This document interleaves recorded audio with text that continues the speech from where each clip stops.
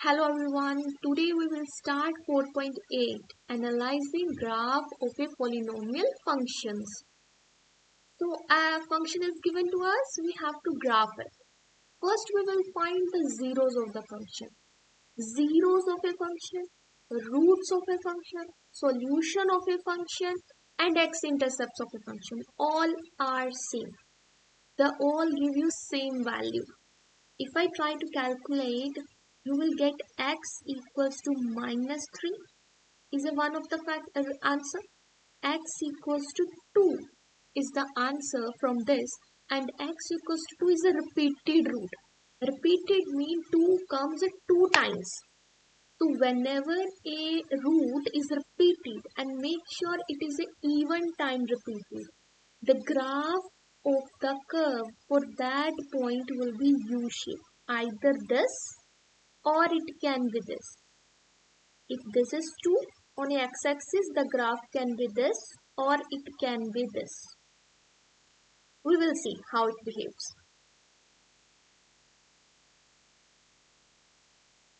Let's mark the point minus 3 as a 1, 0 and 2 as a 0. Now check the end behavior. End behavior when function when x goes to infinity.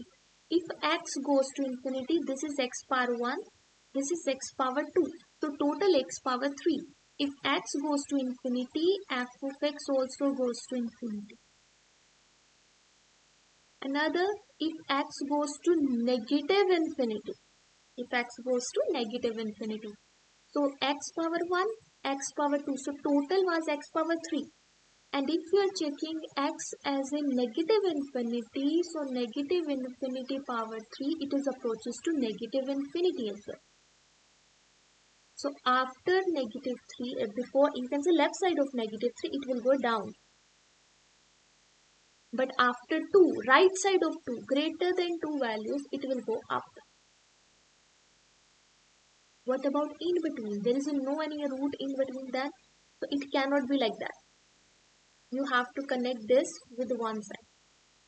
As I told you, for 2, it should be a U shape. It cannot be down U now. It will be upward U. It will be like this. Now check the value at 0. So function value at 0, 1 by 6. 0 plus 3 is 3. 0 minus 2 is minus 2. Its square is 4. 2 2s are 4. 2 3s are 6. 3 and 3 cancel. So you are getting 2. So at 2, function value is 0 is 2. It will pass through this. Now come back down. It's this. Okay. If I draw again, this. We are getting this is the curve of a given polynomial. Alright. Next is location principle. Location principle, if I say like function f is a polynomial. Polynomial, for a polynomial fx, if f of a is greater than 0 and f of b is less than 0, then fx has at least 1 0 in between a and b. Fx has at least a 0 in between a and b. A2. There will be a point between a b for which f of x is 0. For a, it is less than or it may be greater than 0. For the b, it's less than 0. Because it's a polynomial. Polynomial is always a continuous curve. So if you have to make f of a is positive somewhere, f of b is negative somewhere. And if you have to connect them, if at least it will cut one time x-axis. Minimum it will cut 1 times. And maximum it can be many times. So that's why I write at least a 0 in between a and b. Okay, so question says find all zeros of this. I will try to use the rational root theorem first.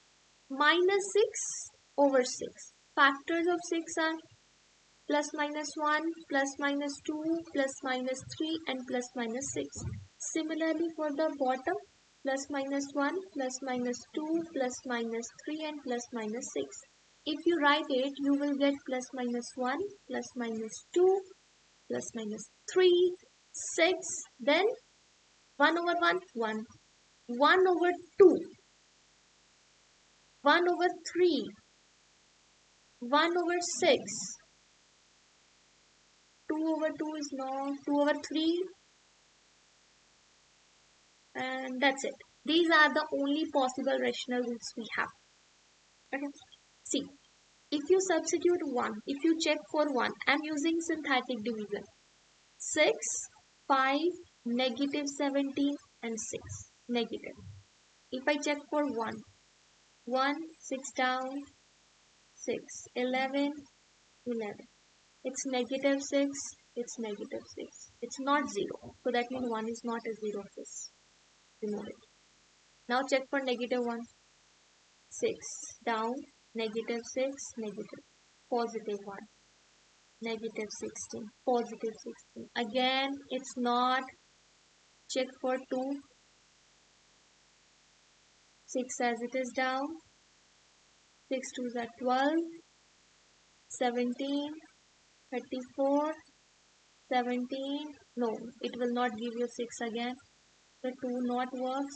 Negative 2. 6 down, 6 2s are minus 12, it's negative 7. 7 2s are positive 14, it's 3. Negative 3. Negative 3, negative 2, positive 6. So you are getting 0 now. So that means x equals to minus 2 is one of the root.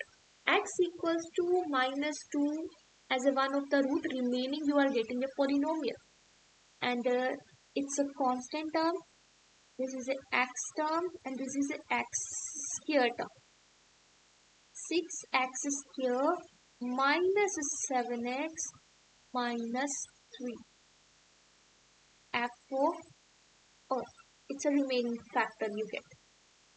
And the one of the factor is x plus. Because minus 2 is the solution, that's why the factor is x plus. If I try to choose location principle for this case, 6x square, leave it side. If I substitute 0, if I check the value at 0, at 0 it is 3. F of 0 is 2. Negative 3. It's negative answer. F of 2.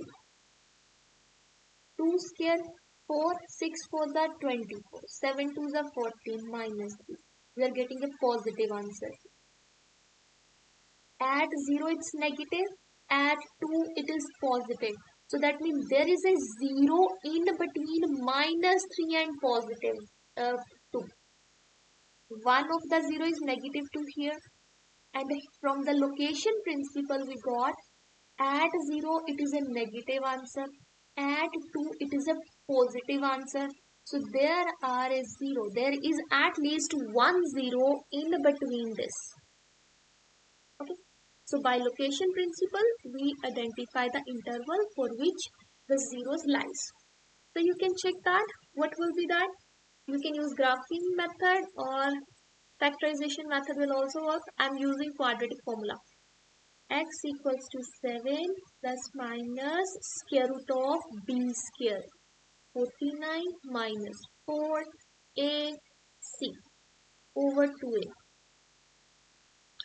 X equals to 7 plus minus 49 plus 6 4s are 24. 24 into 3. 72 over 12. If you simplify 7 plus minus square root 1, 12. 121 over 12. 121 square root is 11. 7 plus minus 11 over 12. 7 and 11. 18. 18 by 12. 1 is 18 by 12. And another you will get 4 by 12. Negative 4 over 12. So from this you get 3 by 2 and from here you will get negative 1 by 3. So you have a zeros 3 by 2 minus 1 by 3 and negative 2. These are the zeros of this function. Done? Next, turning point of a polynomial. So turning point will talk about the points, about how many times it will turn. The first case is if a polynomial of degree n, if a polynomial have degree n, then it has maximum n minus 1 turning point. Maximum n minus 1 turning points. Second case we can consider if all the roots of a polynomial are distinct. If all the n roots of polynomial are distinct, then it has exactly n minus 1 turning point. N minus 1 turning points. Okay. Yeah. Even and odd functions. A function can be even, odd or neither. Even means if you replace x with a negative x. What I did? Fx is a original function. I change x with the negative x. And then try to simplify the polynomial, whatever it is. Just combine the negative signs and all the powers. If after simplifying you are getting it is look like the same as the original. The given function is a even function. Then fx is even.